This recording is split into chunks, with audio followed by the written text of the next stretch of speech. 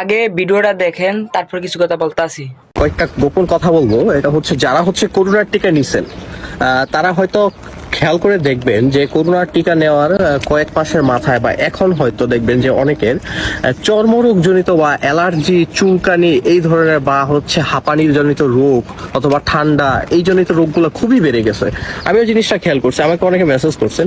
Actually হচ্ছে দেখা গেছে যারা করোনা টিকাগুলো নিয়েছেন, যে ফাইজার বা হচ্ছে বিভিন্ন ধরনের অ্যাস্ট্রাজেনিকা এইগুলো যারা নিছেন, তো তাদের ম্যাক্সিমাম পিপলেরই একটা মেজরিটি সংখ্যক লোকের এই সমস্যাটা, যে হচ্ছে চুলকানি জড়িত সমস্যা, তারপরে হচ্ছে আপনার হার্টের সমস্যা, তারপরে হচ্ছে আপনার ঠান্ডাজনিত সমস্যা, এই সমস্যাগুলো খুব বেশি পরিমাণে বেড়ে গেছে। এখন হচ্ছে এই জিনিসটা আর গোপন রাখার কিছু নাই। জিনিসটা হচ্ছে এখন এর নিউজটাও হচ্ছে খুব শীঘ্রই দেখলাম প্রকাশিত হয়েছে কয়েকটা ওয়েবসাইটে, যে যারা টিকাগুলো নিছেন এবং 1 এবং 2, ফাইজার 1, ফাইজার 2 এবং 3 নাম